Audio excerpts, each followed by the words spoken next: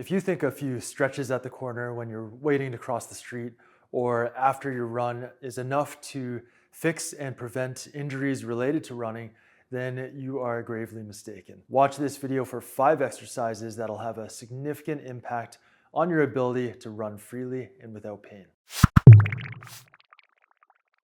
Coach E from Precision Movement here, and if you're ready to run and you want to do it pain-free, then the exercises in this video are really going to help you out.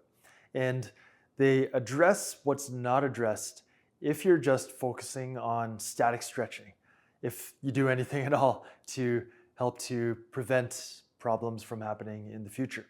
Because static stretching doesn't increase muscular strength, it doesn't really change your movement patterns. So if you have any dysfunctions in your movement patterns, if you have any muscle inhibition or weakness or imbalances, static stretching isn't going to address those issues. But the exercises that I have for you today will.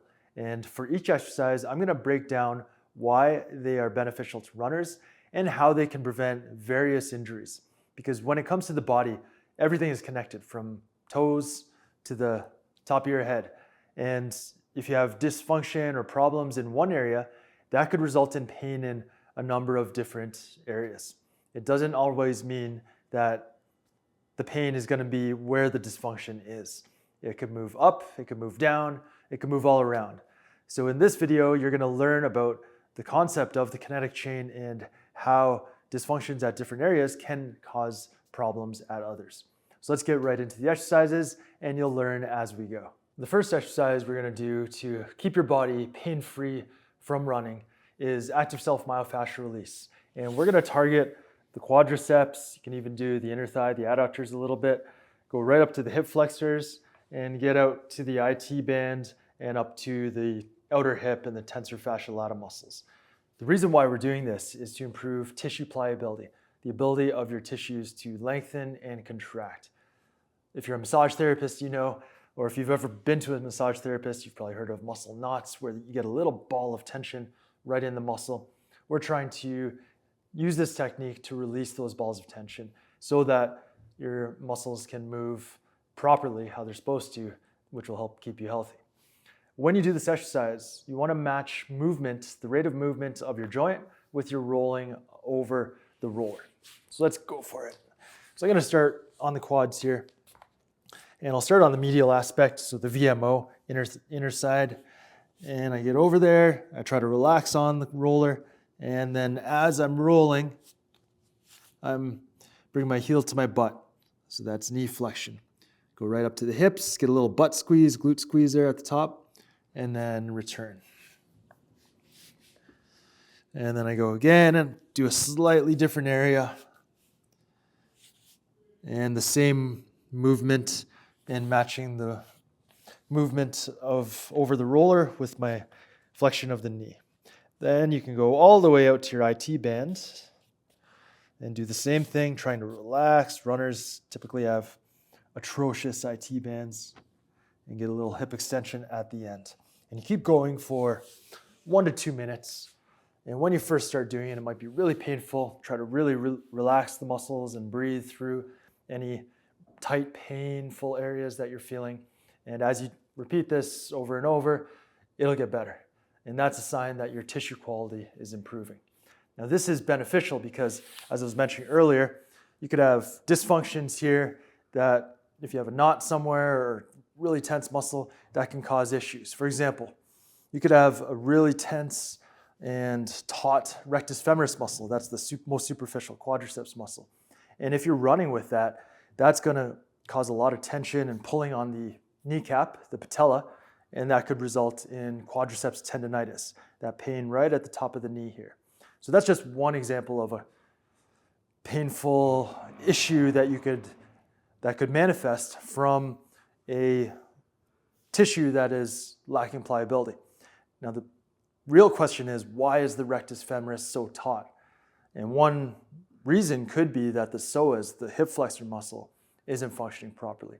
That's why it's not about just rubbing the painful area. If you've got this quadriceps tendonitis, you're rubbing it, you're putting ultrasound on it, you're doing all these things, taping it. That could be helpful, but if you're not getting to the root cause of the issue, you're going to be spinning your wheels. So this is where you start active self-myofascial release. Then we got to start activating muscles and integrating that into movement patterns that will transfer over to proper running. And that's what we're going to do with the rest of the exercises. Hey, it's Coach E here. Real quick, I wanted to tell you about something that you might not know about. First of all, we've got an app called ROM Coach, Range of Motion Coach, and that's going to help you to keep moving freely and without pain with short workouts and routines and a daily movement tune-up and a lot of stuff that'll help you out.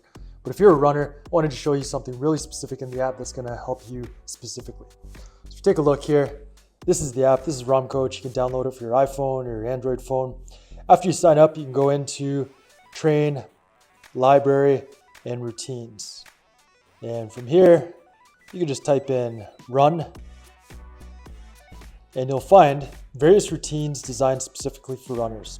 General mobility for runners, post-run restoration, that's after your runs to rebalance your body, and pre-run prep, that's basically a warm-up to get muscles activated to help you run more efficiently and to keep your body healthy. So check that out. There'll be links down below, or we can have a link up here in the video somewhere, and you can download the app for free, start using it, and I promise you, it'll help you out. The second exercise we call the extended knee ankle flex technique. And for this, you'll need something to prop up your thigh. I'm going to use my foam roller. You could use a pillow. You could use something that's about this height. What's this, about 6 inches or 5 or 6 inches to place your leg on. And what this exercise is doing is it's working the range of motion of terminal knee extension. That's your ability to fully straighten the knee, which is important to prevent the premature breakdown of the knee cartilage. And it's working ankle range of motion, both plantar flexion, that's pointing the toe, and dorsiflexion, that's pulling the toes up. And some issues that can result of a lack of ankle dorsiflexion, for example, could be calf strains, could be a myriad of knee issues, including meniscus injuries or general patellofemoral pain syndrome. It could even result in problems at the hip, because if you don't have good dorsiflexion, you're not able to properly absorb force at the foot, and all that force has to travel up and be absorbed somewhere else. So the somewhere else is going to get overloaded. So this is a great exercise, a very efficient exercise for getting the lower leg working well. For the technique, you place your leg on the roller, and then what we like to do is we try to get the vastus medialis, that's the middle quadriceps muscle, the inner quadriceps muscle, fired first. Get that fired first, at least make sure it's on. And from there, once it's on, ramp up the contraction. That means gradually increase the strength of the contraction of the quadriceps. And once it's on pretty strong, you slowly straighten your knee to full knee extension. Not hyperextension if you're hypermobile, just full knee extension. From here, you maintain the terminal knee extension. Then you point the toe, activating the calves, and you're trying to get deeper into plantar flexion. So really squeezing those calf muscles, but not letting the knee bend at all. Hold that for 5 to 10 seconds, and then slowly go to dorsiflexion. Pulling the foot up, closing the angle at the ankle, working the tibialis anterior muscles, which is important if you're a runner, all the while keeping the quads on and the knee straight. After 5 to 10 seconds, go to neutral, and then slowly lower your foot to the ground, and then gradually relax the quadriceps. Don't just let them fully release in an instant. Gradually relax them, and then you're controlling the intensity of the contraction. That's another aspect of control that we can develop over our bodies. So that's the extended knee ankle flex technique. Exercise number 3 is the dead bug with knee extension.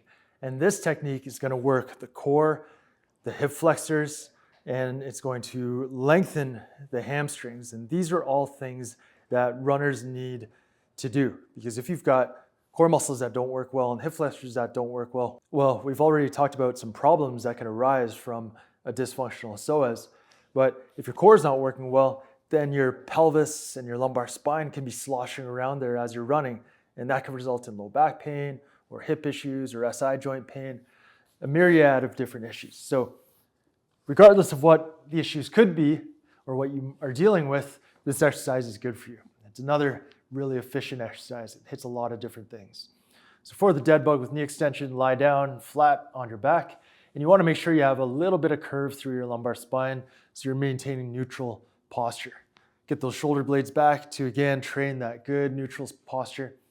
And the first thing you're doing is flexing your hip, bring your knee up to about 90 degrees of hip flexion here, and then push your knee into your opposite hand. So you're activating those muscles, and you keep that activation going the whole time. So keep pushing and resisting. And from here, keeping the ankle relaxed, you keep that pressure, and you straighten the knee, activating the quads, and holding that for about 5 seconds, maintaining neutral posture and that curve under your lumbar spine. Keeping the pressure on the hands, and then you relax and go down. So again, we'll do it on this side. Flex to about 90 degrees or so. Push into the hand and resist. And you can straighten the knee and keep that pressure and keep trying to fully straighten the knee, keeping the ankle relaxed so you don't irritate your sciatic nerve for 5 seconds. And then you repeat on the other side. Now, an alternative, just to make it a little tougher, is you could start off the same way, lift the opposite leg, lift the opposite hand, and hold yourself in that position. But ultimately, the first variation is the most important to get those things that I mentioned working properly. The fourth exercise we're going through today is called the reverse lunge and twist. And this exercise has a number of benefits. Number one, we've got the core integration here that I just talked about in the previous exercise, how important that is for maintaining stability of the lumbar spine and the pelvis to prevent hip issues, pelvic issues, and low back pain. Number two, we've got the hip abductors involved more here. As I twist around, we have to fire up these muscles to maintain good alignment of the lower body. And if you don't have good alignment of the lower body, every time you step, if you're in valgus knee, where the knee caves in, that's causing issues and excess force going through the lateral knee, so the meniscus, it's causing excess force to go through the ligaments of the knee and trashing the ankle. The ankle gets absolutely trashed when you run and you've got this valgus knee caving movement pattern. And it's also going to integrate from the feet all the way up through the core. So that integration, it's almost like an exaggerated running gait. I'm going deeper into every range of motion. So by training it through this exaggerated motion, we will hit the movement patterns that we need in running. And the last aspect that I really like about this technique is the hip extension. That back leg, the hip gets extended here because when you're running, a lot of times, especially if you're going for a long time, you start to get fatigued. You're going at a more long distance type of pace. You stay in this hip flex position. So we need to lengthen that out so those hip flexors don't shorten up and adapt in that shortened range of motion and cause problems that I mentioned previously. For the reverse lunge and twist, you simply step back, and as you're stepping back and down, you're twisting over the front foot. Staying tall with good posture, keeping lower body alignment. So I'm not letting my leg and my knee go out like so. I'm keeping it all aligned so the leg is perfectly straight and the foot is pointing straight ahead. And the leg is pointing straight ahead right over top of that foot. If you're up for it and you're capable of maintaining good technique, grab a weight and just add a little bit of load to this. Now the last key point is, and this is a little bit more advanced, especially for you if you've been following us for a while, get that active arch going. So the short and skinny foot exercise on that front foot. So I'm active arch, and then I'm using that as well, and that's how you're going to get full integration from your feet up through your core to help keep you healthy for running. The last exercise I've got for you today I call active arch hops, and it gets those intrinsic foot muscles, that's the muscles on the bottom of your dirty feet, activated so that they can start to absorb force right when your foot hits the ground. And overall, this technique is training you to absorb that impact, because every step you take when you run, is 4 to 7 times your body weight of impact of force that you have to absorb. So that's a lot of force. So if we're not training it, then we're just hoping that we are picking up the skill of absorbing that force as we go. But if we train it, we can actively and consciously learn the skill of absorbing that force that can transfer over to help to keep you healthy when you're running. For this technique, you start with the active arch. So that's that short and skinny foot. And if you don't know what to do here, I'm going to link down below. I say this every video. You've got to learn how to activate your intrinsic foot muscles. So we're going to link in the description to a video called How to Wake Up Your Dead Feet. So I'm going to do that right now. The basics of it are I make the foot short, so pull the forefoot towards the heel, and I make the foot skinny across the forefoot there, across the metatarsals, and that creates the active arch. So the muscles give you that arch. It's better than sticking an orthotic in there. We've got active support now. From here, I'm going to feel that, wake it up for 5 to 10 seconds or so, and then I'm going to do a set of 10 hops. And every time I hop, I'm trying to quickly land and get that active arch again, and then push up off that active arch.